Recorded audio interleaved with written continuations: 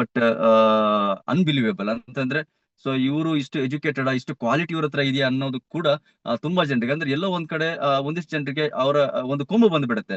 ನನ್ನೊಂದು ಎಜುಕೇಶನ್ ಇದೆ, ಸೊ ನನ್ನ ಹತ್ರ ಒಂದು ಡಿಗ್ರಿ ಇದೆ, ನನ್ನ ಹತ್ರ ಒಂದು ಜಾಬ್ ಇದೆ, ಸೊ ನನ್ನ ಹತ್ರ ಆಸ್ತಿ ಇದೆ, ನನ್ನ ಹತ್ರ ಮನೆ ಇದೆ, ಏನೋ ಬಂದ್ಕೊಳ್ಳಿ ಒಂದು ಕೊಂಬು ಬಂದ್ಬಿಡುತ್ತೆ. ಬಟ್ ಇದೆಲ್ಲವನ್ನ ಮೀರಿ ಆ ಎಜುಕೇಶನ್ ಬಂದವಾಗ ಆ ವ್ಯಕ್ತಿ ಎಷ್ಟು ಭಾಗತಾನೆ, ಅಂದ್ರೆ ನಮ್ಮ ರೈನ್ಬೋ ಅಂತ ನಾವು ಕರಿತೀವಿ. ರೈನ್ಬೋ ಹೇಗಿರುತ್ತೆ, ಬೆಂಡ್ ಆಗಿರುತ್ತೆ ಅಲ್ವಾ, ಅದು ನೋಡೋಕೆ ಚಂದ. ಸೊ ಅಂತ ಒಂದು ವ್ಯಕ್ತಿತ್ವನ ನಾನು ವೆಲ್ಕಮ್ ಮಾಡ್ಕೊಳ್ತಾ ಇದ್ದೀನಿ. ಅವರ ಒಂದು ಸಾಧನೆಯನ್ನ ಎ ಬ್ಯಾಟರ್ ಸಂಸ್ಥೆಯಲ್ಲಿ ಅವ್ರು ಮಾಡಿರುವಂತ ಒಂದು ಕೆಲಸವನ್ನ ನಿಮ್ಮೆಲ್ಲರಿಗೂ ಕೂಡ ಗೊತ್ತಾಗ್ಲಿ ಅಂತ ಹೇಳಿ. ತುಂಬಾನೇ ಖುಷಿ ಆಗುತ್ತೆ. ನಾನು ಫಾರ್ ದ ಫಸ್ಟ್ ಟೈಮ್ ಇವತ್ತು ಒಬ್ಬ ವ್ಯಕ್ತಿಯನ್ನ ಇಂಟ್ರೊಡ್ಯೂಸ್ ಮಾಡೋದಕ್ಕೆ ಚೀಟಿಯಲ್ಲಿ ಬರ್ಕೊಂಡು ಬಂದಿದ್ದೀನಿ. ಅಂದ್ರೆ ನಾನು ತುಂಬಾ ಕಾರ್ಯಕ್ರಮಗಳು ಹೋಸ್ಟ್ ಮಾಡಿದ್ದೀನಿ, ತುಂಬಾ ಜನರು ಇನ್ವೈಟ್ ಮಾಡ್ತೀನಿ, ಬಟ್ ಇವರನ್ನ ನಾನೊಂದು ಚೀಟಿಯಲ್ಲಿ ಬರ್ಕೊಂಡು, ಯಾಕಂತ ಕೇಳಿದ್ರೆ ಅವರನ್ನ ಇಂಟ್ರೊಡ್ಯೂಸ್ ಮಾಡೋದಕ್ಕೆ ಅವರ ಡಿಗ್ರಿಗಳು ಅಷ್ಟಿದೆ, ಒಂದು ಪೇಜ್ ಅಷ್ಟು ಅವರ ಡಿಗ್ರಿ ಇದೆ. ಸೊ ಅವ್ರನ್ನ ನಾನು ಓದಿ ಹೇಳ್ಬೇಕಾಗುತ್ತೆ. ಎಸ್, ತುಂಬಾನೇ ಖುಷಿ ಆಗುತ್ತೆ. ಒಂದು ಬೆಳೆವ ಸಿರಿ ಮೊಳಕೆಯಲ್ಲಿ ಅಂತ ನಾವು ಕರಿತೀವಿ. ಅಂದ್ರೆ ಆ ಒಂದು ಕಾಲೇಜ್ ಡೇಸ್ ಅಲ್ಲಿ, ಸೊ PUC ಅಲ್ಲಿ ಇರುವಾಗ್ಲೇ ರ್ಯಾಂಕ್ ಸ್ಟೂಡೆಂಟ್ ಆಗಿರ್ತಾರೆ. ಎಜುಕೇಶನ್ ಅಲ್ಲಿ ಇವರನ್ನ ಯಾರು ಬೀಟ್ ಮಾಡಕ್ಕಾಗಲ್ಲ ಅಂತ ಒಂದು ಎಜುಕೇಶನ್ ಅನ್ನ ಇವರು ಪಡ್ಕೊಳ್ತಾರೆ. ಸೊ ರ್ಯಾಂಕ್ ಸ್ಟೂಡೆಂಟ್ ಆದ ನಂತರ ಇವರು ಮಂಗಳೂರು ವಿಶ್ವವಿದ್ಯಾನಿಲಯದಿಂದ BA ಮತ್ತೆ MA ಪದವಿಯನ್ನ ಪಡ್ಕೊಳ್ತಾರೆ. ಸೊ ಅದರ ನಂತರ ಇವರು ತುಳುವಲ್ಲಿ ಒಂದು ಪದವಿಯನ್ನು ಪಡ್ಕೊಳ್ತಾರೆ. ಹಾಗೆ ಮೈಸೂರು ವಿಶ್ವವಿದ್ಯಾನಿಲಯದಿಂದ MA ಇನ್ ಕನ್ನಡದಲ್ಲಿ MA ಪದವಿಯನ್ನು ಪಡ್ಕೊಳ್ತಾರೆ. ಹಂಪಿ ವಿಶ್ವವಿದ್ಯಾನಿಲಯದ MPhil ಪದವಿಯನ್ನು ಪಡ್ಕೊಳ್ತಾರೆ. ಪ್ರಸನ್ನ ಕಾಲೇಜು ಬೆಳ್ತಂಗಡಿ ಇಲ್ಲಿ B.Ed ಪದವಿಯನ್ನ ಕೂಡ ಪಡ್ಕೊಳ್ತಾರೆ. ಆದ ನಂತರ ಉದಯವಾಣಿ ಹಾಗೆ ಇವತ್ತು ಗೃಹ ಪತ್ರಿಕೆಯಲ್ಲಿ ಲೇಖಕಿ ಆಗಿ ಕೂಡ ಇವರು ಕೆಲಸವನ್ನ ಮಾಡ್ತಾರೆ. ಆತ್ಮಶಕ್ತಿ ಮತ್ತೆ ನಿರಂಜನ ಪತ್ರಿಕೆ ಅನ್ನುವಂತ ಒಂದು ಪತ್ರಿಕೆಯ ಸಂಪಾದಕಿಯಾಗಿ ಕೂಡ ಇವರು ಕೆಲಸ ಮಾಡ್ತಾರೆ. ಅಲ್ಲಿ ಯಾರ್ದೋ ಒಂದು ವಿಡಿಯೋ. ಓಕೆ, ಸೊ ಸಂಪಾದಕಿಯಾಗಿ ಕೂಡ ಇವರು ಕೆಲಸ ಮಾಡ್ತಾರೆ. ತದ ನಂತರ ಇವರು ನಿರಂಜನ ಸ್ವಾಮಿ ಪದವಿ ಕಾಲೇಜಿನಲ್ಲಿ 17 ವರ್ಷ ಲೆಕ್ಚರರ್ ಆಗಿ, ಸೊ ನಿರಂಜನ ಸ್ವಾಮಿ ಪಾಲಿಟೆಕ್ನಿಕ್ ಅಲ್ಲಿ 2 ವರ್ಷ ಲೆಕ್ಚರರ್ ಆಗಿ ಸೇವೆಯನ್ನು ಸಲ್ಲಿಸ್ತಾರೆ. ಟೋಟಲಿ 19-20 ವರ್ಷದ ಇವರ ಆ ಒಂದು ಜರ್ನಿ, ಅಂದ್ರೆ ಆ ಒಂದು ಏನ್ ಹೇಳ್ತೀವಿ ಎಜುಕೇಶನ್ ಫೀಲ್ಡ್ ಇವರ ಜರ್ನಿ. ಸೊ ತುಂಬಾನೇ ಖುಷಿ ಆಗುತ್ತೆ ಹೇಳಲಿಕ್ಕೆ. ಇದೆಲ್ಲ ಆದ ನಂತರ ಒಂದು ಗೊತ್ತಾಗುತ್ತೆ ಅಂತ ಕೇಳಿದ್ರೆ, ನನ್ನ ಎಜುಕೇಶನ್ಗೆ, ನನ್ನ ಕ್ವಾಲಿಟಿಗೆ ಸೇರಿದಂತ ಏನ್ ಹೇಳ್ತಾರೆ ಆ ಒಂದು ಉದ್ಯೋಗ ನನಗೆ ಸಿಕ್ಕಿಲ್ಲ ಅಂತ ಹೇಳಿ ಇವರು ಆಂಧ್ರ ಪ್ರದೇಶದ ಕೊಪ್ಪಂ ಯೂನಿವರ್ಸಿಟಿಯಲ್ಲಿ PhD ಅನ್ನ ಮಾಡಬೇಕು ಅನ್ನುವಂತ ಒಂದು ಸಂದರ್ಭದಲ್ಲಿ ಇವರಿಗೆ ಈ ಬಯೋಟೆರಮ್ ಅನ್ನುವಂತ ಒಂದು ಕಲ್ಪವೃಕ್ಷ ಕಾಮಧೇನು, ಸೊ ಇಂಥ ಒಂದು ಅವಕಾಶ ಇವರಿಗೆ ಸಿಗುತ್ತೆ. ಅವಕಾಶ ಸಿಕ್ಕಿದ ನಂತರ ಇವರು ಎಲ್ಲೂ ಕೂಡ ಹಿಂತಿರುಗಿ ನೋಡೋದಿಲ್ಲ. ಒಂದೊಂದೇ ಮೆಟ್ಲನ್ನ ಹತ್ತುತ್ತಾ ಸಾಕಷ್ಟು ಜನರಿಗೆ ಒಂದು ಅವಕಾಶವನ್ನ ಕೊಡ್ತಾ, ಸೊ ಇದು ದೊಡ್ಡ ಮಟ್ಟದಲ್ಲಿ ಸಾಧನೆಯನ್ನ ಮಾಡ್ತಾ ಈ ಬಯೋಟೆರಮ್ ಸಂಸ್ಥೆಯಲ್ಲಿ ಹಾಗೆ ಇನ್ಸ್ಪೈರ್ಡ್ ಅಸೋಸಿಯೇಷನ್ ಒಳಗಡೆ ಒಂದು brand new blue club achievement ಅನ್ನ ಕಂಪ್ಲೀಟ್ ಮಾಡ್ಕೊಳ್ತಾ ಇವತ್ತು ಅವ್ರದ್ದೇ ಆದಂತ ಒಂದು ಟ್ರೆಂಡ್ ಅನ್ನ, ಒಂದು ಬ್ರ್ಯಾಂಡ್ ಅನ್ನ ಕ್ರಿಯೇಟ್ ಮಾಡಿರುವಂತ ಗ್ರೇಟೆಸ್ಟ್ ಪರ್ಸನಾಲಿಟಿ ನಮ್ಮೆಲ್ಲರ ಪ್ರೀತಿಯ ಪುಷ್ಪಲತಾ ಮೇಡಮ್ ಫ್ರಮ್ ಬಜ್ಪೆ ಮಂಗಳೂರಿನವರು. ಅವರನ್ನ ನಿಮ್ಮೆಲ್ಲರ ಒಂದು ಡಿಜಿಟಲ್ ಚಪ್ಪಾಳೆ ಮುಖಾಂತರ ಈ ಒಂದು ಮಾತಿನ ಮಂಟಪಕ್ಕೆ ವೆಲ್ಕಮ್ ಮಾಡ್ಕೊಳ್ತಾ ಇದ್ದೀನಿ. Pushpalatha madam, welcome you so on this wonderful digital platform. ನಿಮ್ಮ ಆ ಒಂದು ವ್ಯಾಲ್ಯೂಬಲ್ ವರ್ಡ್ಸ್ ಅನ್ನ ಕೇಳೋದಕ್ಕೆ ಇವತ್ತು ಸಾವಿರಾರು ಜನ ಇಲ್ಲಿ ಕಾಯ್ತಾ ಇದ್ದಾರೆ. So welcome madam. ಓಕೆ, ನಮಸ್ತೆ ಎಲ್ರಿಗೂ. ವಾಯ್ಸ್ ಕೇಳ್ತಾ ಉಂಟಲ್ಲ? ನಾನು ಪುಷ್ಪಲತಾ ಬಜ್ಪೆ. ಈ ಒಂದು ವಂಡರ್ಫುಲ್ ಪ್ಲಾಟ್ಫಾರ್ಮ್ ಅಲ್ಲಿ ನನ್ನನ್ನು ತಂದು ನಿಲ್ಲಿಸಿದವರು ಇನ್ಸ್ಪೈರ್ ಇಂಡಿಯಾ ಅಸೋಸಿಯೇಷನ್ ನ great leader, inspire India association ನ ದಿಗ್ಗಜರಾದಂತಹ ನನ್ನ ಆತ್ಮೀಯ ಗೆಳೆಯರಾದ ಶ್ರೀಯುತ ಸುಶೀಲ್ ಸರ್ಗೆ ನಾನು ಇಂದು ಆತ್ಮೀಯವಾಗಿ ತಲೆ ತಗ್ಗಿಸ್ತಾ ಇದ್ದೇನೆ. ಅದೇ ರೀತಿ ಇನ್ಸ್ಪೈರ್ ಇಂಡಿಯಾ ಅಸೋಸಿಯೇಷನ್ ನ founder mister Yashoda Jain sir, Nisar sir, ಅದೇ ರೀತಿ ದಿನಕರ್ ಸರಿಗೂ ತಲೆ ಬಾಗುತ್ತಾ, ಪುಷ್ಪಲತಾ ಬಜ್ಪೆ 17 ವರ್ಷ ಶ್ರೀ ನಿರಂಜನ ಸ್ವಾಮಿ ಪ್ರಥಮ ದರ್ಜೆ ಕಾಲೇಜಲ್ಲಿ ಉಪನ್ಯಾಸಕಿಯಾಗಿ, ಅದೇ ರೀತಿ 2 years ನಿರಂಜನ ಸ್ವಾಮಿ ಪಾಲಿಟೆಕ್ನಿಕ್ ಅಲ್ಲಿ ದಕ್ಷಿಣ ಕನ್ನಡದಲ್ಲಿ ಪ್ರಸಿದ್ಧಿ ಪಡೆದಂತಹ ಕಾಲೇಜ್ ಅಲ್ಲಿ 2 ವರ್ಷ ಪಾಲಿಟೆಕ್ನಿಕ್ ಅಲ್ಲೂ ನಾನು ಲೆಕ್ಚರರ್ ಆಗಿ ಕೆಲಸ ಮಾಡ್ತಾ ಇದ್ದೆ. ಸೊ ಆ ಸಂದರ್ಭದಲ್ಲಿ ಕಾಲೇಜಿನ ನಮ್ಮ ಮಂಗಳೂರು ವಿಶ್ವವಿದ್ಯಾನಿಲಯದ 100 days ಪ್ರೋಗ್ರಾಮ್ ಅಲ್ಲಿ 22 ವರ್ಷದ ನಂತರ ಸುಶೀಲ್ ಸರ್ ಭೇಟಿ ಆಯ್ತು. ವಾಟ್ಸಪ್ ಮುಖೇನ ಈ ಬಯೋಟೆರಮ್ ಪ್ರಾಡಕ್ಟಿನ ಬಗ್ಗೆ ಜಸ್ಟ್ ಕೇಳಿದ್ದು ಮಾತ್ರ ನಮ್ಮ ಸುಶೀಲ್ ಸರ್ ಮನೆಗೆ ಬಂದು ಫ್ಯಾಮಿಲಿಗೆ ಈ ಬಯೋಟೆರಮ್ ಪ್ರಾಡಕ್ಟಿನ ನಾಲೆಜ್ ಅನ್ನು ಕೊಟ್ಟು 2 ಸೆಟ್ ಪ್ರಾಡಕ್ಟ್ ಅನ್ನು ಹಾಕಿಯೇ ಬಿಟ್ರು. ವ್ಯಕ್ತಿ ಸತ್ಯ, ಆದ್ರೆ ವಸ್ತುವನ್ನು ನಂಬಲಿಕ್ಕೆ ಆಗ್ಲಿಲ್ಲ. ಸುಶೀಲ್ ಸರ್ ನ ಮೇಲಿನ ರೆಸ್ಪೆಕ್ಟ್ ಇಂದ ಪ್ರಾಡಕ್ಟ್ ಅನ್ನು ಯೂಸ್ ಮಾಡಿದೆ. ನಾವು ಸ್ಟಡೀಸ್ ಅಲ್ಲಿ ಇರುವುದರಿಂದ ನನಗೊಂದು ನಿದ್ದೆಯ ಪ್ರಾಬ್ಲಮ್ ಇತ್ತು, ಅದು ಕ್ಲಿಯರ್ ಆಯ್ತು. ಮುಖದಲ್ಲಿ ತುಂಬಾ ಪಿಂಪಲ್ಸ್ ಇತ್ತು, ಅದು ಕ್ಲಿಯರ್ ಆಯ್ತು. ಆಗ ನನಗೊಂದು ಕ್ಯೂರಿಯಾಸಿಟಿ ಬಂತು, ಏನು ಇದು ಪ್ರಾಡಕ್ಟ್ ಅಂತ. ಜಸ್ಟ್ ಸುಶೀಲ್ ಸರ್ ನನ್ನನ್ನು ಝೂಮಿಗೆ ಕನೆಕ್ಟ್ ಮಾಡಿಸಿದ್ರು, ಮಂಗಳೂರಲ್ಲಿರುವ ಹೆಲ್ತ್ ಅವೇರ್ನೆಸ್ ಗೆ ಬರ್ಲಿಕ್ಕೆ ಹೇಳಿದ್ರು, ಒಂದು ನಾಲೆಜ್ ಹೇಳಿದ್ರು. ನಾನು ನಾಲೆಜ್ಗಾಗಿ ಊರೂರು ತಿರುಗ್ತಾ ಇದ್ದವಳು. ಈ ಹತ್ತಿರದಲ್ಲಿ ನಾಲೆಜ್ ಸಿಗುದಾದ್ರೆ ನೋಡುವ, ಪ್ರಪಂಚದ ಯಾವ ಮೂಲೆಯಿಂದ ಬಂದ್ರು ನಾಲೆಜ್ ಅನ್ನು ನಾನು ರಿಸೀವ್ ಮಾಡುವವಳು. ಸೊ ಹಾಗಾಗಿ ಆ ನಾಲೆಜ್ ಅನ್ನು ಪಡಿತಾ ಹೆಲ್ತ್ ಅವೇರ್ನೆಸ್ ಪ್ರೋಗ್ರಾಮ್ ಅಲ್ಲಿ ಭಾಗ ಆದೆ. ಆ ಕಾಲದಲ್ಲಿ ಸ್ಟಾರ್ಟಿಂಗ್ ಝೂಮ್ ಅಲ್ಲಿ ನಮ್ಗೆ ಸ್ಫೂರ್ತಿ ಇದ್ದವರು ವಿಜಯ ನಾಯರ್ ಮೇಡಮ್ ಅವರ ಟಾಕ್ ಕೇಳ್ತಾ ಇದ್ದೆ. ಒಂದು ಸಲ IDTP ಪ್ರೋಗ್ರಾಮ್ ಅಲ್ಲಿ ಮಿಸ್ಟರ್ ಯಶೋಧರ್ ಜೈನ್ ಸರ್ ಅವರ PPTಯಲ್ಲಿ ಎಷ್ಟೋ ಪಿಕ್ಚರ್ ಬಂತು, ಬಟ್ ಒಂದು ಪಿಕ್ಚರ್ ನನ್ನ ತಲೆಗೆ ಬರ್ದಾಗ ಆಯ್ತು. ಒಂದು ಕಂಫರ್ಟೇಬಲ್ ಝೋನ್ ಅಲ್ಲಿ ಒಂದು ವ್ಯಕ್ತಿ ಕೂತಿದ್ದ. ಜೈನ್ ಸರ್ ಒಂದೇ ಹೇಳಿದ್ರು, ನಿಮ್ಗೆ ಸಾಧನೆ ಮಾಡ್ಬೇಕಾ, ಕಂಫರ್ಟಬಲ್ ಝೋನ್ ಇಂದ ಹೊರಗೆ ಬನ್ನಿ ಅಂತ. ಮದುವೆ ಆದ ಮೇಲಂತೂ ನಾನೊಂದು ಒಂದು ಕಂಫರ್ಟಬಲ್ ಝೋನ್ ಅಲ್ಲಿ ಕಾಲ ಮೇಲೆ ಕಾಲ ಹಾಕಿ ಆರಾಮಕ್ಕೆ ಇದ್ದವಳು. ಆ ಸಂದರ್ಭದಲ್ಲಿ ಏನಾದ್ರೂ ಒಂದು ಸಾಧನೆ ಮಾಡುವ ಎನ್ನುವ ತುಡಿತ ನಾನು ಕಾಲಿಟ್ಟದಷ್ಟೇ ಅದು ಸೆಳ್ಕೊಂಡ್ ನನ್ನನ್ನು ಇವತ್ತು ಈ ಮಟ್ಟಕ್ಕೆ ತಂದು ನಿಲ್ಲಿಸಿತು. So wonderful. ಆ ನಂತರ ಸುಶೀಲ್ ಸರ್ ನನ್ನನ್ನು ಮುಂಬೈ ಕರ್ಕೊಂಡು ಹೋದ್ರು, ಫ್ಯಾಕ್ಟ್ರಿ ವಿಸಿಟ್ ಮಾಡಿಸುವ ಅಂತ. ಆ ಸಂದರ್ಭದಲ್ಲಿ ಜೈನ್ ಸರ್ ಒಂದು ಮಾತು ಹೇಳಿದ್ರು ಸುಶೀಲ್ ಸರ್ ಹತ್ರ, ಈ ಮೇಡಮಿಗೆ ಈ ಬೈಟರಮ್ ಏನಂತ ಅರ್ಥ ಆಗ್ಲಿಲ್ಲ, ಅರ್ಥ ಆದ್ರೆ ಇವರು ಈ ಬೈಟರಮ್ ಅನ್ನು ಬಿಡುದಿಲ್ಲ ಅಂತ. ಹಾಗಾಗಿ ಇವತ್ತು ಅರ್ಥ ಆದದಕ್ಕೆ ನಾನು ಬ್ಲೂ ಕ್ಲಬ್ ಆಗಿ ನಿಮ್ಮ ಮುಂದೆ ನಿಂತಿದ್ದೇನೆ. ಪುಷ್ಪಲತಾ ಬಜ್ಪೆ ಬಾಲ್ಯದಲ್ಲಿ ಬಹಳಷ್ಟು ಕಷ್ಟದ ದಿನಗಳನ್ನು ನಾನು ಕಂಡಿದ್ದೇನೆ. ನಾವು ನಾಲ್ಕು ಹೆಣ್ಣು ಮಕ್ಕಳು ಅಂತ ನಮ್ಮ ತಂದೆ ಬಾಲ್ಯದಲ್ಲಿ ಬಿಟ್ಟು ಹೋದರು. ಆ ಸಂದರ್ಭದಲ್ಲಿ ನಮ್ಮ ಇಡೀ ಫ್ಯಾಮಿಲಿಯನ್ನು ಜವಾಬ್ದಾರಿ ಹೊತ್ತು ನಿಂತವರು ನಮ್ಮ ತಾಯಿ. ನಾವು 4 ಹೆಣ್ಣು ಮಕ್ಕಳು ನಮ್ಮ ತಾಯಿಗೆ ಸಪೋರ್ಟ್ ಕೊಟ್ಟೆವು. ನಾನು ಬಾಲ್ಯದಲ್ಲೇ ಆ 4 ಗಂಟೆಗೆ ಏಳುವ ಅಭ್ಯಾಸವನ್ನು ಬೆಳೆಸಿಕೊಂಡವಳು. ಯಾಕಂದ್ರೆ 4 ಗಂಟೆಗೆ ಎದ್ದು ನಾನು ಮನೆ ಕೆಲಸ ಎಲ್ಲ ಮಾಡಿ ನನ್ನ 6ನೇ ತರಗತಿಯಲ್ಲಿ ನಾನು ಏನ್ ಮಾಡ್ತಿದ್ದೆ, ಆಗ ಯಾವುದೇ ಕೆಲಸ ಇರ್ಲಿಲ್ಲ, ಹೊಟ್ಟೆ ತುಂಬಲೇಬೇಕು. ನಾನು 4-5 ಮನೆ ಒರೆಸುವುದು, ಗುಡಿಸುವುದು, ಒರೆಸುವುದು ಇಂಥ ಕೆಲಸಕ್ಕೆ ಹೋಗ್ತಾ ಇದ್ದೆ. ಆ ಸಂದರ್ಭದಲ್ಲಿ ಎಷ್ಟೋ ಜನ ನನ್ನನ್ನು ಹೀಯಾಳಿಸಿದ್ರು, ಅವಳು ಬೇರೆಯವರ ಮನೆಯ ಮುಸುರು ತಿಕ್ಲಿಕ್ಕೆ ಹೋಗ್ತಾ ಇದ್ದಾಳೆ ಅಂತ. ಬಟ್ ನಾನ್ ತಿಕ್ಲೇಬೇಕು, ಯಾಕಂದ್ರೆ ನನ್ನ ಮನೆಯವರ ಹೊಟ್ಟೆ ತುಂಬಿಸ್ಬೇಕಾದ್ರೆ ನಾನು ಬೇರೆಯವರ ಮನೆ ಕೆಲಸವೇ ಮಾಡ್ಬೇಕು. ಹಾಗಾಗಿ ಯಾವುದಕ್ಕೂ ಹೆದರ್ಲಿಲ್ಲ. ಆ ಸಂದರ್ಭದಲ್ಲಿ ನಾನು ದಿಟ್ಟ ಹೆಜ್ಜೆ ಇಟ್ಟೆ, ತುಂಬಾ ಕಷ್ಟಪಟ್ಟು ಓದಿದೆ. ಅಂತಿಂತೂ SSLCಗೆ ಬಂದೆ. SSLCಗೆ ಬಂದು ಎಲ್ಲಾ ಕಡೆ ನನ್ನ ಸ್ಟಡೀಸ್ ಸ್ಟಾಪ್ ಆಗೋ ಸಂದರ್ಭ ಇತ್ತು. ಬಟ್ ನಾನು ವಿದ್ಯೆಯನ್ನು ಬಿಡ್ಲಿಲ್ಲ, ಯಾಕಂದ್ರೆ ನಾನು ಮನೆ ಕೆಲಸ ಮಾಡುವ ಮನೆಯಲ್ಲಿ ಎಲ್ಲ ಡಾಕ್ಟರ್, ಇಂಜಿನಿಯರ್ಗಳು ಅವರೆಲ್ಲ ಕಷ್ಟಪಡ್ತಾ ಓದ್ತಾ ಇದ್ರು, ಬದುಕನ್ನು ಕಟ್ತಾ ಇದ್ರು. ಆಗ ನನ್ಗೆ ಅನ್ನಿಸಿತ್ತು ನಾನು ವಿದ್ಯೆ ಪಡಿಬೇಕು, ನನ್ನ ಫ್ಯಾಮಿಲಿಯನ್ನು ನಾನು ಮೇಲೆ ತರಬೇಕಾದ್ರೆ ವಿದ್ಯೆ ಒಂದೇ ಅಸ್ತ್ರ ಅಂತ ನನ್ನ ಆ ಬಾಲ್ಯದ ಏಜಲ್ಲಿ ತಲೆಗೆ ಗಟ್ಟಿಯಾಗಿ ತುಂಬಿಸಿ ಬಿಟ್ಟೆ. ಕಷ್ಟಪಟ್ಟು ಓದಿದೆ, ಎಲ್ಲೂ ವಿದ್ಯೆಯನ್ನು ಸ್ಟಾಪ್ ಆಗ್ಲಿಕ್ಕೆ ನಾನು ಬಿಡ್ಲಿಲ್ಲ. ಅಂತೂ PUCಗೆ ಬಂದೆ. ಗವರ್ಮೆಂಟ್ ಕಾಲೇಜ್ ಬಲ್ಮಠದಲ್ಲಿ PUC ಮಾಡಿದೆ. ಇನ್ನೂ ತುಂಬಾ ಕಷ್ಟಪಟ್ಟು ಓದ್ಲಿಕ್ಕೆ ಸ್ಟಾರ್ಟ್ ಮಾಡಿದೆ. ನನ್ನದು ಜಸ್ಟ್ 300 ರೂಪೀಸ್ ರೆಂಟ್ ಹೌಸ್. ಆ ಸಂದರ್ಭದಲ್ಲಿ ಡೇ ಟೈಮ್ ಅಂತೂ ಕೆಲಸ ಮಾಡ್ಲೇಬೇಕು ಹೊಟ್ಟೆ ತುಂಬಬೇಕಾದ್ರೆ. ನನ್ನ ಸ್ಟಡೀಸ್ ಏನಿದ್ರು ರಾತ್ರಿ ಒಂದೇ ಕೋಣೆಯ ಮನೆ, ಎಲ್ಲವೂ ಅಲ್ಲೇ ಆಗ್ಬೇಕು. ಆದ್ರೆ ಮನೆಯವರು ಹಗಲಿಡಿ ದುಡ್ದು ರಾತ್ರಿ ಮಲಗುದು, ಲೈಟ್ ಹಾಕಿದ್ರೆ ಅವರಿಗೆ ನಿದ್ದೆ ಬರುದಿಲ್ಲ. ನನ್ನ ಸ್ಟಡೀಸ್ ಎಲ್ಲ ನಡೆದದ್ದು ಚಿಮಿನಿ ದೀಪದಲ್ಲಿ. ಆದ್ರೂ ಓದಿದೆ. PUC ಯಲ್ಲಂತೂ ನಾನು ಮಲಗಿದ್ದೇ ನನಗೆ ಗೊತ್ತಿಲ್ಲ, ರಾತ್ರಿಯಿಂದ ಬೆಳಿಗ್ಗೆವರೆಗೆ ಓದಿದ್ದು ನನಗೆ ನೆನಪುಂಟು. ಓದಿ ಕೊನೆಗಾಗುವಾಗ PUC ರ್ಯಾಂಕ್ ಸ್ಟೂಡೆಂಟ್ ಆಗಿ ಹೊರಹೊಮ್ಮಿದೆ. ಇದೇ ಮಂಗಳೂರಿನ ಪ್ರತಿಷ್ಠಿತ ವುಡ್ಲ್ಯಾಂಡ್ ಹೋಟೆಲ್ ನಲ್ಲಿ ನನಗೆ ಸನ್ಮಾನ ಕೂಡ ಆಯ್ತು.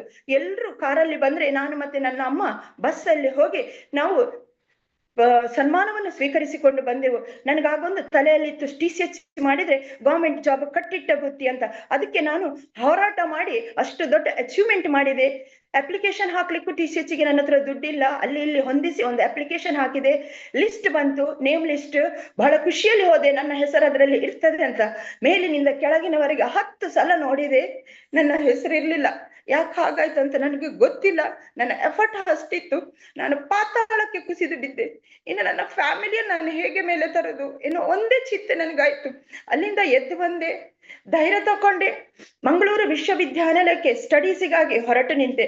ಆ ಸಂದರ್ಭದಲ್ಲಿ ಆ ಕಾಲೇಜಿಗೆ ಯಾರನ್ನು ಕಳಿಸ್ತಾ ಇರ್ಲಿಲ್ಲ, ಆ ಕಾಲೇಜ್ ಹಾಗಿತ್ತು. ನನ್ನ ಅಮ್ಮನ ಹತ್ರ ಎಲ್ರು ಹೇಳಿದ್ರು, ನಿಮ್ಮ ಮಗಳನ್ನ ಅಲ್ಲಿಗೆ ಹಾಕಬೇಡಿ, ಅವಳು ಹಾಳಾಗ್ತಾಳೆ ಅಂತ.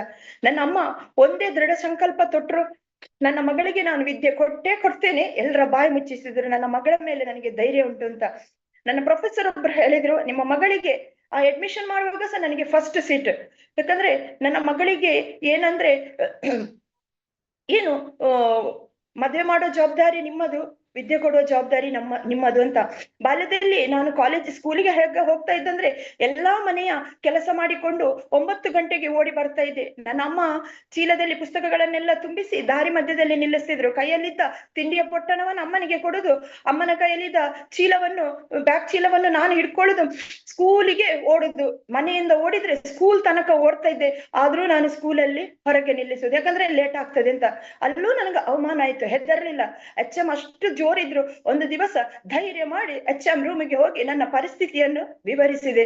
ಆ ಸಂದರ್ಭದಲ್ಲಿ ಅವರಿಗೆ ಪ್ರೌಡ್ ಫೀಲ್ ಆಯ್ತು. ಮತ್ತೆ ಯಾವತ್ತು ನನ್ನನ್ನು ಸ್ಕೂಲಿಂದ ಹೊರಗೆ ಹಾಕ್ಲಿಲ್ಲ. ಸೊ ಬಾಲ್ಯದಲ್ಲಿ ಯಾವುದೇ ಒಂದು ಸಿಂಗಿಂಗ್ ಇರ್ಬೋದು, ಡ್ಯಾನ್ಸ್, ನೃತ್ಯ, ಕಲಿಕೆ, ಪದ್ಯ ಎಲ್ಲದ್ರಲ್ಲೂ ನಾನು ಕಾಲಿಟ್ರೆ ನನಗೆ ಅಲ್ಲಿ ಫಸ್ಟ್ ಪ್ರೈಸ್ ಬರ್ಬೇಕು. ಇದು ನನ್ನಲ್ಲಿರುವ ಒಂದು ಪ್ಲಸ್ ಮೈಂಡ್. ಪ್ರೈಸ್ ಬರದೆ ನಾನು ವಾಪಸ್ ಬರೋಳಲ್ಲ. ಅಲ್ಲಿ ಪುಷ್ಪಲತಾ ಇದ್ಲು ಅಂದ್ರೆ ಅವಳಿಗೆ ಪ್ರೈಸ್ ಹೋಗ್ತದೆ ಎನ್ನುವ ಒಂದು ಹವ ಅಲ್ಲಿ ಕ್ರಿಯೇಟ್ ಆಗ್ತಾ ಇತ್ತು. ಇದನ್ನ ನಾನು ಕಂಟಿನ್ಯೂ ಆಗಿ ಮಾಡಿಕೊಂಡು ಬಂದೆ. ಡಿಗ್ರಿಯಲ್ಲೂ ಅಷ್ಟೇ ನನ್ನ ಸ್ಟಡೀಸ್ ಸ್ಟಾಪ್ ಆಗೋ ಮಟ್ಟಕ್ಕೆ ಬಂದು, ಯಾಕಂದ್ರೆ ನನ್ನ ಮನೆಯವರ ಹೊಟ್ಟೆ ತುಂಬಿಸ್ಲೇಬೇಕು. ನಂಗೆ ಏನ್ ಮಾಡ್ಬೇಕಂತ ಗೊತ್ತಾಗ್ಲಿಲ್ಲ. ನಾನು ವಾರದಲ್ಲಿ ಒಂದು ದಿವಸ ಕಾಲೇಜಿಗೆ ಹೋಗ್ತಿದ್ದೆ, ಕೊನೆಗೆ ತಿಂಗಳಿಗೆ ಒಂದು ದಿವಸ ಕಾಲೇಜಿಗೆ ಹೋಗೋ ಪರಿಸ್ಥಿತಿ ಬಂತು. ಧೈರ್ಯ ತಕೊಂಡೆ, ಪ್ರಾಂಶುಪಾಲರ ಹತ್ರ ಹೋಗಿ ಧೈರ್ಯವಾಗಿ ಮಾತಾಡಿದೆ. ನನ್ನ ಮನೆಯ ಪರಿಸ್ಥಿತಿ ಹೀಗುಂಟು ಸರ್, ನಂಗೆ ಕ್ಲಾಸ್ ಅಟೆಂಡ್ ಮಾಡ್ಲಿಕ್ಕೆ ಆಗುದಿಲ್ಲ, ನಂಗೆ ಎಕ್ಸಾಮ್ಗೆ ನೀವು ಅವಕಾಶ ಮಾಡಿಕೊಡ್ಬೇಕು ಅಂತ. ಸೊ ನಮ್ಮ ಪ್ರಾಂಶುಪಾಲರು ನನಗೆ ಅವಕಾಶ ಮಾಡಿಕೊಟ್ರು. ಅಲ್ಲೂ ಟಾಪ್ ಮೋಸ್ಟ್ ಆಗಿ ನಾನು ಹೊರಗೆ ಬಂದೆ. ಸೊ ನಂತರದಲ್ಲಿ ನನಗೆ ಆ 300 ರೂಪಾಯಿ ರೆಂಟ್ ಹೌಸ್ ಅಲ್ಲೂ ನಾನು ಬಹಳ ದೊಡ್ಡ ಕನಸು ಕಂಡವಳು, PhD ಮಾಡ್ಬೇಕು ಅಂತ ಬಹಳ ಆಸೆ ಇಟ್ಟುಕೊಂಡೆ. ಬಟ್ ಪೂರಕವಾದ ವಾತಾವರಣ ನನಗೆ ಸಿಗ್ಲಿಲ್ಲ. ನನ್ನ ಅಮ್ಮ ತಲೆಯಿಂದ ಕಾಲಿನವರೆಗೆ ಅವರ ಕಿವಿಯಲ್ಲಿದ್ದದ್ದು ಒಂದು ಚಿನ್ನ. ನನ್ನ ವಿದ್ಯಾಭ್ಯಾಸಕ್ಕಾಗಿ ಅವರು ಏನ್ ಮಾಡಿದ್ರು, ಆ ಚಿನ್ನವನ್ನು ಅಡವಿಟ್ಟು ನನಗೆ ಈ MA ಡಿಗ್ರಿ ಕೊಡಿಸಿದ್ರು. ಸೊ ನಿರಂಜನ ಸ್ವಾಮಿ ಕಾಲೇಜಲ್ಲಿ ಆ ಸಂದರ್ಭದಲ್ಲೇ ನಾನು ಲೆಕ್ಚರರ್ ಆಗಿ ಹೊರಹೊಮ್ಮಿದೆ. ಸೊ ನಂತರ PhD ಮಾಡ್ಬೇಕಾದ್ರೆ ಎಲ್ರು ಹೇಳಿದ್ರು ಅಮ್ಮನಿಗೆ, ಅವಳಿಗೆ ವಿದ್ಯೆ ಕೊಡ್ಬೇಡ, ತಿನ್ಲಿಕ್ಕೆ ಗತಿ ಇಲ್ಲ, ನೀನ್ ಏನ್ ಮಾಡ್ತೀಯ ಅವಳಿಗೆ ವಿದ್ಯೆ ಕೊಟ್ಟು ಅಂತ. ಸೊ ಅಮ್ಮ ಹೇಳಿದ್ರು, ಇನ್ನು ನಿನ್ಗೆ ಕಲಿಸುವ ತಾಕತ್ ನನಗಿಲ್ಲ, ಮದುವೆ ಆಗುವಂತ. ನನಗೆ ಮದುವೆ ಆಗ್ಲಿಕ್ಕೆ ಭಯ. ನನ್ನ 2 ತಂಗಿಯರಿದ್ದಾರೆ, ಅಮ್ಮನಿಗೆ ಕುತ್ಕೊಳ್ಳಿಕ್ಕೆ ಮನೆ ಇಲ್ಲ, ನಾನು ಮದುವೆ ಆದ್ರೆ ನನ್ನ ಫ್ಯಾಮಿಲಿಯ ಗತಿ ಏನು ಅಂತ. ಅಮ್ಮ ಹಠ ಬಿಡದೆ, ಛಲ ಬಿಡದೆ ಮದುವೆ ಮಾಡಿದ್ರು. ಅಮ್ಮನ ಆಶೀರ್ವಾದ, ಒಂದು ಪ್ರತಿಷ್ಠಿತ ಮನೆಗೆ ನಾನು ಮದುವೆಯಾಗಿ ಹೋದೆ. ಸೊ ನಾನು ಈ ಸೆಕ್ಟರ್ ಅಂತಲ್ಲ, ಯಾವ ಸೆಕ್ಟರ್ಗೂ ಕಾಲಿಟ್ರು ಸಕ್ಸಸ್ ಆಗ್ತೇನೆ. ಯಾಕಂದ್ರೆ ನನ್ನ ಬ್ಯಾಕ್ ಅಲ್ಲಿ ಒಂದು ದೈವಶಕ್ತಿ ಅಂತ ನಾನು ಬಿಲೀವ್ ಮಾಡ್ತೇನೆ. ಅದು ನನ್ನ ಮಿಸ್ಟರ್ ಲಕ್ಷ್ಮೀಶ್ ಮಂಗಳೂರಿನ ಪ್ರತಿಷ್ಠಿತ ಗವರ್ಮೆಂಟ್ ಟೆಕ್ನಿಕಲ್ ಇನ್ಸ್ಟಿಟ್ಯೂಷನ್ ಅಲ್ಲಿ ವರ್ಕ್ ಮಾಡ್ತಾ ಇದ್ದಾರೆ. ನನ್ನ ಎಲ್ಲ ಕನಸಿಗೂ ಸಪೋರ್ಟಿವ್ ಆಗಿ ನಿಂತ್ರು. ಜಸ್ಟ್ 300 ರೂಪಾಯಿ ರೆಂಟ್ ಹೌಸ್ ಇಂದ ಮದುವೆಯಾಗಿ ಒಂದು ಪ್ರತಿಷ್ಠಿತ ಮನೆಗೆ ಬಂದಾಗ ಅಲ್ಲಿ ಎಲ್ಲರೂ ಲಕ್ಷ ಹಿಡಿಯುವವರು. ಮತ್ತೆ ನನ್ನ ಬಾಯಿಗೆ ಬೀಗ ಬಿದ್ದಂತಾಯ್ತು. ನಾನು ಎಷ್ಟೊಂದು ಕಷ್ಟಪಟ್ಟೆ ಒಂದು ಜಾಬ್ಗೆ, ದೇವರೇ ನನ್ನ ಕೈಯಲ್ಲಿ ಒಂದು ಜಾಬ್ ಹಿಡಿಲಿಕ್ಕೆ ಆಗ್ಲಿಲ್ಲ ಅಂತ ಒಳಗೊಳಗೆ ಕೊರಗಿದೆ. ಸೊ ನನ್ನ ನೋವು ನನ್ನ ಮಿಸ್ಟರಿಗೆ ಅರ್ಥ ಆಯ್ತು. ನಾನು ಅವರ ಹೆಲ್ಪ್ ತಕೊಂಡು Mangalore university, Mysuru university, Bangalore university, Hampi university ಅಂತ ನನ್ನ ವಿದ್ಯಾಭ್ಯಾಸಕ್ಕಾಗಿ ಅವರು ಲಕ್ಷ ಸುರಿದು ನನಗೆ ಎಜುಕೇಶನ್ ಕೊಟ್ರು. ನಾನು ಕಷ್ಟಪಟ್ಟು ಹೂಡಿದೆ. 9 ಮಂತ್ ಪ್ರೆಗ್ನೆಂಟಿ ಕೂಡ ನಾನು ಎಕ್ಸಾಮ್ ಬರೀಲಿಕ್ಕೆ ಹೋದದ್ದಿದೆ. ಇದನ್ನು ಎಲ್ಲರೂ ನೋಡ್ತಾರೆ. ನೋಡಿ, ಕೆಲವರು ನನ್ನ ಮಿಸ್ಟರ್ ಹತ್ರ ಹೇಳಿದ್ರು, ನಿನಗೆ ಹುಚ್ಚು, 2 ಮಕ್ಳಿರುವಾಗ ಇನ್ ಯಾವ್ದಕ್ಕೆ ಅವಳಿಗೆ ಓದಿಸ್ತಿ ಅಂತ. ನನ್ನ ಮಿಸ್ಟರ್ ವಿದ್ಯೆಗೆ ಬಹಳ ಮಹತ್ವ ಕೊಡುವವರು. ಅವ್ರು ಹೇಳಿದ್ರು, ಅವಳ ಫೀಸ್ ಕಟ್ಟುದು ನಾನು, ಅವಳಿಗೆ ವಿದ್ಯೆಯಲ್ಲಿ ಖುಷಿ ಉಂಟು, ಅವಳನ್ನು ಕಲಿಸಿದ್ದು ನಾನು, ಅವಳಿಗೆ ಜಾಬ್ ಸಿಗದಿದ್ರು ಪರವಾಗಿಲ್ಲ, ಅವಳು ಓದ್ಲಿ ಅಂತ ಎಲ್ಲರ ಬಾಯಿ ಮುಚ್ಚಿಸಿದ್ರು. ಕೊನೆಗಾಗುವಾಗ 40 ವರ್ಷ ಆಗುವಾಗ ನನಗೆ ಗೊತ್ತಾಯ್ತು ನನಗಿನ್ನು ಜಾಬ್ ಸಿಗುದಿಲ್ಲ ಅಂತ. ಆ ಸಂದರ್ಭದಲ್ಲಿ ನನ್ನ ಪೀಸ್ ಆಫ್ ಮೈಂಡಿಗಾಗಿ ನಾನು ಆಂಧ್ರ ಪ್ರದೇಶದ ಕೊಪ್ಪಂ ಯೂನಿವರ್ಸಿಟಿಯಲ್ಲಿ PhDಗಾಗಿ ಮಿಸ್ಟರ್ ಹೆಲ್ಪ್ ತಕೊಂಡು ಸ್ಟಡೀಸ್ಗೆ ಅಧ್ಯಯನ ನಡೆಸ್ತಾ ಇದ್ದಾಗ ಈ ಬಯೋಟೋರಿಯಂ ಎನ್ನುವ ಒಂದು ಅದ್ಭುತ ಪ್ಲಾಟ್ಫಾರ್ಮ್ ಅಲ್ಲಿ ನನ್ನನ್ನು ತಂದು ಬೆಳೆಸಿದವರು ನನ್ನ ಆತ್ಮೀಯ ಗೆಳೆಯರಾದ ಶ್ರೀಯುತ ಸುಶೀಲ್ ಸರ್. ಗಾಳಿ ಹುಟ್ಟುವುದು ಕಡಲಲ್ಲಿ, ಜ್ಞಾನ ಹುಟ್ಟುವುದು ಹೃದಯದಲ್ಲಿ. ಅಂತಹ ಅದ್ಭುತ ಜ್ಞಾನವನ್ನು ನನಗೆ ದಾರಿ ಎರೆದು ಈ ಬಯೋಟೋರಿಯಂ ಅಲ್ಲಿ ನನ್ನನ್ನು ಈ ಮಟ್ಟಕ್ಕೆ ಬೆಳೆಸಿದ್ದಾರೆ. ಸೊ ನಾನು ಅವರಿಗೆ ಯಾವತ್ತೂ ಚಿರಋಣಿ. ಈ ಬಯೋಟೋರಿಯಂ ಅಲ್ಲಿ ವರ್ಕ್ ಮಾಡ್ತಾ ಕೂಡ ನನ್ನ ಓದುವ ಹುಚ್ಚು ಬಿಡ್ಲಿಲ್ಲ. ಮಂಗಳೂರು ಯೂನಿವರ್ಸಿಟಿಯಲ್ಲಿ ಮಿಸ್ಟರ್ ಇಂದ ಒಂದೇ 1 ರೂಪಾಯಿ ತಕೊಳ್ಳದೆ ಈ ಬಯೋಟೋರಿಯಂ ಹಣದಲ್ಲಿ ನಾನು ಒಂದು ಮಾಸ್ಟರ್ ಡಿಗ್ರಿ ಪಡ್ಕೊಂಡೆ. ಸೊ ಮೊದ್ಲೇ ಹೇಳಿದ್ದಾರೆ ನನ್ನ ಮಿಸ್ಟರ್, ಇಡೀ ನನ್ನ ಫ್ಯಾಮಿಲಿಯಲ್ಲಿ ನಾನು ಮಾರ್ಕೆಟಿಂಗ್ಗೆ ಬರೋದು ಯಾರಿಗೂ ಇಷ್ಟ ಇಲ್ಲ, ಅವಳನ್ನು ಬೇಕಾದ್ರೆ ಇನ್ನೂ ಓದಿಸು, ಅವಳು ಫೀಲ್ಡ್ ಅಲ್ಲಿ ಓಡೋದು ಬೇಡ ಅಂತ.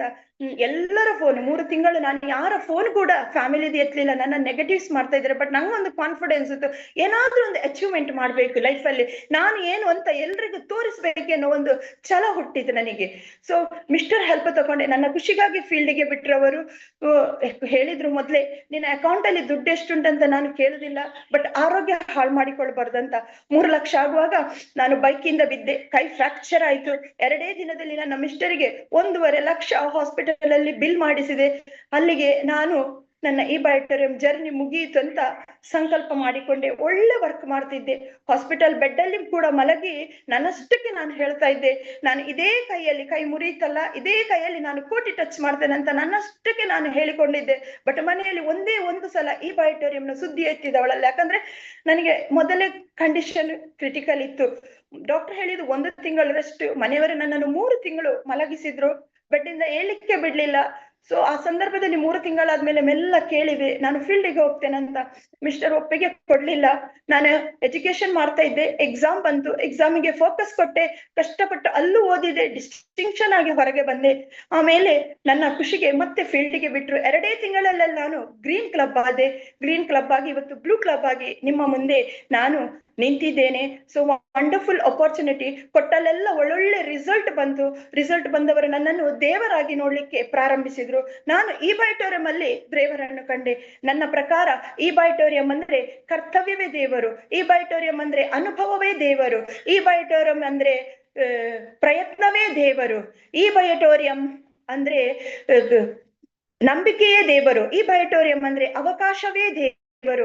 ಹಾಗಾಗಿ ವ್ಯಕ್ತಿ ಮತ್ತು ವಸ್ತುವಿನಲ್ಲಿ ದೇವರನ್ನು ಕಾಣುತ್ತಾ ನಾನು ನನ್ನ ಕೆಲಸವನ್ನು ಮಾಡ್ತಾ ಬಂದೆ. ಸೊ ಬಹಳಷ್ಟು ನಾನು ಈ ಬೈಟೋರಿಯಂ ಅಲ್ಲಿ ಕೆಲಸ ಮಾಡ್ತಾ ಇರುವಾಗ ಒಳ್ಳೊಳ್ಳೆ ಸಕ್ಸಸ್ ಗಳನ್ನೇ ಕಂಡದ್ದು. ಎಷ್ಟು ಸಕ್ಸಸ್ ಗಳನ್ನು ಕಂಡೆ, ಅಷ್ಟೇ ನೆಗೆಟಿವ್ಸ್ ಗಳನ್ನು ಕಂಡೆ. ನೆಗೆಟಿವ್ಸ್ ಬಂದಾಗ ನಾನು ಬಹಳ ಆರಾಮಕ್ಕೆ ಇದ್ದವಳು, ಯಾವುದೇ ಗೊಂದಲ ಇಲ್ಲ. ಮದುವೆ ಆದ್ಮೇಲೆ ಬಹಳ ಖುಷಿಯಲ್ಲಿ ಇದ್ದವಳು. ನಾನು ನೆಗೆಟಿವ್ಸ್ ಬಂದಾಗ ಗಡಗಡ ಅಂತ ನಡುಗ್ತಾ ಇದ್ದೆ. ಆಗ ನನಗೆ ಧೈರ್ಯ ಕೊಟ್ಟು ಇದರಲ್ಲಿ ಬೆಳೆಸಿದವರು mister Sushil sir, inspire India association founder mister Jain sir, ಹಾಗೂ 2 ವರ್ಷದಲ್ಲಿ ನನ್ನ ಎಲ್ಲ ಕಷ್ಟಕ್ಕೂ ಸ್ಪಂದಿಸಿ ನನ್ನನ್ನು ಮಗುವಿನ ಹಾಗೆ ಜೋಪಾನ ಮಾಡಿಕೊಂಡು ಬಂದವರು ನನ್ನ ಆತ್ಮೀಯರಾದ ಶ್ರೀಯುತ ರವೀಂದ್ರ ಜೆ ಸರ್. ನಾನು ಇವರಿಗೂ ನಾನು ತಲೆ ತಗ್ಗಿಸ್ತಾ ಇದ್ದೇನೆ. ಮಹಿಳೆಯರು ಸದಾ ಸಶಕ್ತರು, ಮಹಿಳೆಯರು ಈ ಪ್ರಪಂಚಕ್ಕೆ ಒಂದು ಅದ್ಭುತ ಕೊಡುಗೆ, ಮಹಿಳೆಯರು ಪ್ರೇರಣಾದಾಯಕರು. ಯಾವ ಮಹಿಳೆಯಲ್ಲಿ ಅಗಾಧವಾದ ಶಕ್ತಿ ಇದೆಯೋ, ಯಾವ ಮಹಿಳೆಯರಲ್ಲಿ ಅಗಾಧವಾದ ಆತ್ಮವಿಶ್ವಾಸವಿದೆಯೋ, ಆ ಎಲ್ಲ ಮಹಿಳೆಯರನ್ನು ನಮ್ಮ ಇನ್ಸ್ಪೈರ್ ಇಂಡಿಯಾ ಅಸೋಸಿಯೇಷನ್ ಕೈ ಬೀಸಿ ಕರೆಯುತ್ತಿದೆ, ಕೈ ಹಿಡಿದು ನಡೆಸಿ ಬೆಳೆಸ್ತಾ ಇದೆ. ಫಾರ್ ಎಕ್ಸಾಂಪಲ್, ನಾನೇ ನಿಮ್ಮ ಮುಂದೆ ಪುಷ್ಪಲತಾ ಬಜ್ಪೆ. ಮಾರ್ಚ್ 8 ವಿಶ್ವ ಮಹಿಳಾ ದಿನಾಚರಣೆ. ಇನ್ಸ್ಪೈರ್ ಇಂಡಿಯಾ ಅಸೋಸಿಯೇಷನ್ ಪರವಾಗಿ ನಾನು ಈ ಸಂಸ್ಥೆಯಲ್ಲಿರುವ ಪ್ರತಿಯೊಂದು ಮಹಿಳೆಯರಿಗೂ ಮಹಿಳಾ ದಿನಾಚರಣೆಯ ಶುಭಾಶಯಗಳನ್ನು ಹೇಳ್ತಾ ಇದ್ದೇನೆ. ಸೊ ಕೊನೆಯದಾಗಿ ನನ್ನ ತಂಗಿಯರಿಗೆ, ಅಕ್ಕನಿಗೆ ಡಬಲ್ ಡಿಗ್ರಿ ಓದಿಸಿದೆ, ಮದುವೆ ಮಾಡಿಸಿದೆ, ಅಮ್ಮನಿಗೆ ಒಂದು ಮನೆ ಕಟ್ಟಿಸಿ ನನ್ನ ಎಲ್ಲ ಜವಾಬ್ದಾರಿಯನ್ನು ಅಚ್ಚುಕಟ್ಟಾಗಿ ನಿಭಾಯಿಸಿ ನಾನಿಂದು ಈ ಬೈಟೋರಿಯಂ ಅಲ್ಲಿ ಸಾಧನೆಯ ಪಥದಲ್ಲಿ ಮುನ್ನುಗ್ತಾ ಇದ್ದೇನೆ. ಈ ಬೈಟೋರಿಯಂ ಮ್ಯಾಟ್ರಸ್ ನನಗೆ ಸೂರ್ಯಚಂದ್ರರಷ್ಟೇ ಸತ್ಯ, ಸೂರ್ಯಚಂದ್ರರಿಗೆ ಯಾವುದೇ ಹೋಲಿಕೆ ಇಲ್ಲ. ಹಾಗಾಗಿ ನಾನು ಇವತ್ತು ನಮ್ಮ ಈ ಬೈಟೋರಿಯಂ ಮ್ಯಾಟ್ರಸ್ ಅನ್ನು Muscat, Dubai, Sri Lanka, Pakistan, Australia, Brazil, Afghanistan ಅಂತ ಮೊನ್ನೆ ಅಮೆರಿಕಕ್ಕೆ ಕಂಟಿನ್ಯೂ ಆಗಿ ನಾನು 7-8 ಸೆಟ್ ಅನ್ನು ರೀಚ್ ಮಾಡಿಸ್ತಾ ಇದ್ದೇನೆ. ಇದೆಲ್ಲವೂ ಸಾಧ್ಯವಾದದ್ದು ಈ ಬೈಟೋರಿಯಂ ಇಂದ. ಅದಲ್ಲದೆ ಮಂಗಳೂರಿನ ಪ್ರತಿ ಪೊಲೀಸ್ ಸ್ಟೇಷನ್ಗೂ, ಅದು ಕದ್ರಿ ಪೊಲೀಸ್ ಸ್ಟೇಷನ್ ಇರ್ಬೋದು, ಕಾವೂರು ಪೊಲೀಸ್ ಸ್ಟೇಷನ್ ಇರ್ಬೋದು, ಬಜ್ಪೆ ಪೊಲೀಸ್ ಸ್ಟೇಷನ್ ಇರ್ಬೋದು, ಕಂಕನಾಡಿ ಪೊಲೀಸ್ ಸ್ಟೇಷನ್ ಇರ್ಬೋದು, ಬಿಸಿರೋಡು, ಎಲ್ಲ ಪೊಲೀಸ್ ಸ್ಟೇಷನ್ಗೆ ಹೋಗಿ ಮೊನ್ನೆ ಸೈಬರ್ ಕ್ರೈಮ್ ಡಿಪಾರ್ಟ್ಮೆಂಟ್ ಹೋಗಿ ನಾನು 8 ಸೆಟ್ ಪ್ರಾಡಕ್ಟ್ ಅನ್ನು ರೀಚ್ ಮಾಡಿಸಿ ಬಂದಿದ್ದೇನೆ. ಇದು ನನ್ನ ಕಾನ್ಫಿಡೆನ್ಸ್. ಯಾಕಂದ್ರೆ ನಮ್ಮ ಪ್ರಾಡಕ್ಟ್ ಸೂರ್ಯ ಚಂದ್ರರಷ್ಟೇ ಸತ್ಯ.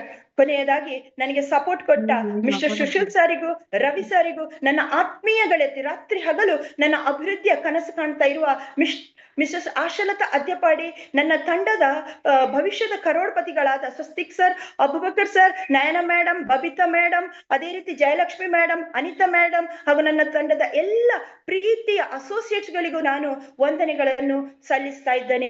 ಕೊನೆಯದಾಗಿ ನಾನು ಬೆಳಿಗ್ಗೆ 6 ಗಂಟೆಗೆ ಮನೆ ಬಿಟ್ರೆ ರಾತ್ರಿ 9 ಗಂಟೆಯವರೆಗೆ ಫೀಲ್ಡ್ ಅಲ್ಲಿ ಇರುವವಳು. ನನ್ನ ದೊಡ್ಡ ಮಗ PUC ಸೈನ್ಸ್ ಡಿಪಾರ್ಟ್ಮೆಂಟ್ ಅಲ್ಲಿ ಇದ್ದಾನೆ. ಸೊ ಆಳ್ವಾಸಲ್ಲಿ ಸಣ್ಣ ಮಗ 4ನೇ ಕ್ಲಾಸ್. ನಾನು ಈ ಪ್ರಾಜೆಕ್ಟ್ ಗೆ ಬರುವಾಗ ಅವನಿಗೆ 2 ವರ್ಷ.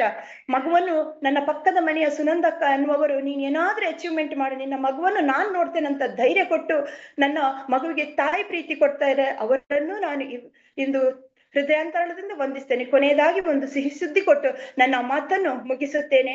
ನನ್ನ ಮನೆಯಲ್ಲಿ ಕಾರ್ ಡ್ರೈವಿಂಗ್ ಮಾಡಿ ಆದ್ರೂ ನನ್ನ ಕಳಿಸ್ತಾರೆ. ಸ್ವಂತ ಕಾರ್ ಡ್ರೈವಿಂಗ್ ಮಾಡ್ಲಿಕ್ಕೆ ಪರ್ಮಿಷನ್ ಬಿಡುವುದಿಲ್ಲ. ಮನೆಯವರ ಪರ್ಮಿಷನ್ ಇಲ್ಲದೆ ನಾನು ಒಂದು ಸ್ಟೆಪ್ ಕೂಡ ಇಡುವವಳಲ್ಲ, ಯಾಕಂದ್ರೆ ನನ್ನನ್ನು ಅಷ್ಟು ಜೋಪಾನವಾಗಿ ನೋಡ್ತಾ ಇದ್ದಾರೆ. ಸೊ ಈ ಬೈಟೋರಿಯಂ ಕಲ್ಪವೃಕ್ಷ. ಈ ಬೈಟೋರಿಯಂ ನಾನು ಏನು ಬಯಸಿದ್ದೇನೆ ಅದೆಲ್ಲವನ್ನು ನನಗೆ ಕೊಡುತ್ತಾ ಬಂದಿದೆ. ಇವತ್ತು ನಾನು ಮನೆಯವರ ಮನ ಒಲಿಸಿ ನೆಕ್ಸ್ಟ್ ವಿಜಯದಶಮಿ ಎಂದು ನನ್ನದೇ ಒಂದು ಕಾರನ್ನು ಪರ್ಚೇಸ್ ಮಾಡಿ ಈ ಬೈಟೋರಿಯಂ ಅಲ್ಲಿ ದೊಡ್ಡ ಮಟ್ಟದ ಸಾಧನೆ ಮಾಡ್ಬೇಕಂತ ದಿಟ್ಟ ಹೆಜ್ಜೆ ಇಟ್ಟಿದ್ದೇನೆ. ಕೊನೆಯದಾಗಿ ನನ್ನದೊಂದು ಸ್ಲೋಗನ್ ಉಂಟು. ಇನ್ಸ್ಪೈರ್ ಇಂಡಿಯಾ ಅಸೋಸಿಯೇಷನ್ ಅಲ್ಲಿ ನಮ್ಮ ಸುಶೀಲ್ ಸರ್ ಫಸ್ಟ್ ಕರೋಡ್ಪತಿ ಆಗ್ಬೇಕು. ಸುಶೀಲ್ ಸರ್ ತಂಡದಲ್ಲಿ ಫಸ್ಟ್ ಕರೋಡ್ಪತಿ ಲೇಡಿ ನಾನೇ, ಪುಷ್ಪಲತಾ ಬಜ್ಪೇಯಿ. ಯಾಕೆ ಈ ಮಾತು ಇಷ್ಟು ಧೈರ್ಯವಾಗಿ ಹೇಳ್ತಾ ಇದ್ದೇನೆಂದ್ರೆ, ನನ್ನ ಕಣ್ಣ ಮುಂದೆ 3 ಜನ ದಿಗ್ಗಜರು ಕರೋಡ್ಪತಿಯಾಗಿ ನಿಂತಿದ್ದಾರೆ. ಅವರ ಒಡನಾಟ, ಅವರ ಮಾತುಕತೆ ನನ್ನ ಜೊತೆ ಇರುವಾಗ ನಾನು ಸುಶೀಲ್ ಸರ್ ತಂಡದಲ್ಲಿ ರವಿ ಸರ್ ಮತ್ತೆ ಇವರ ಸಪೋರ್ಟ್ ಇಂದ ಖಂಡಿತವಾಗಿ ಕೋಟಿ ಟಚ್ ಮಾಡಿಯೇ ಮಾಡ್ತೇನೆ. ಇದು ಅವಿವೇಕದ ಮಾತಲ್ಲ, ಇದು ಆತ್ಮವಿಶ್ವಾಸದ ಕೂಗು. ಹಾಗಾಗಿ ಪ್ರತಿಯೊಂದು ನಾನು ನನ್ನ ಬಾಲ್ಯದ ವಿಷಯವನ್ನು ಎಲ್ಲೂ ವ್ಯಕ್ತಪಡಿಸುವುದಿಲ್ಲ. ಇವತ್ತು ಯಾಕೆ ವ್ಯಕ್ತಪಡಿಸಿದ್ದೇನೆ ಅಂದ್ರೆ, ಅದು ನನಗೆ ಇಷ್ಟ ಕೂಡ ಇಲ್ಲ. ಯಾಕಂದ್ರೆ ಇನ್ಸ್ಪೈರ್ ಇಂಡಿಯಾ ಅಸೋಸಿಯೇಷನ್ ಅಲ್ಲಿ ದುಡಿಯುವ ಪ್ರತಿಯೊಂದು ಮಹಿಳೆ ಕೂಡ ಇನ್ಸ್ಪೈರ್ ಇಂಡಿಯಾ ಅಸೋಸಿಯೇಷನ್ ನ ನಾಲೆಜ್ ಪಡೆದು ಬದುಕಿನಲ್ಲಿ ಏನಾದ್ರೂ ಒಂದು ಸಾಧನೆ ಮಾಡಿ ಎನ್ನುವುದೇ ನನ್ನ ಮನದಾಳದ ಹಾರೈಕೆ. ಹಾಗಾಗಿ ನೀವು ಸಾಧನೆ ಮಾಡಿದ್ರೆ ನಾನು ಇವತ್ತು ನನ್ನ ಮಾತಿಗೆ ಒಂದು ಸಾರ್ಥಕತೆಯ ಭಾವನೆಯನ್ನು ನಾನು ಕಂಡುಕೊಳ್ತೇನೆ. ಸೊ ಎಲ್ಲರ ಬ್ಲೆಸ್ಸಿಂಗ್, ಎಲ್ಲರ ಆಶೀರ್ವಾದ ನನ್ನ ಮೇಲೆ ಇರಲಿ. ಅವಕಾಶಕ್ಕಾಗಿ ಮಗದೊಮ್ಮೆ ನಾನು ಎಲ್ರಿಗೂ ತಲೆಬಾಗುತ್ತಾ ನಿಮ್ಮ ಆಶೀರ್ವಾದದ ಬಲ ನನ್ನ ಜೊತೆ ಇರಲಿ. ನಾನು ಕೋಟಿ ಟಚ್ ಮಾಡಿಯೇ ಮಾಡ್ತೇನೆ. Thank you one and all. ಧನ್ಯವಾದಗಳು.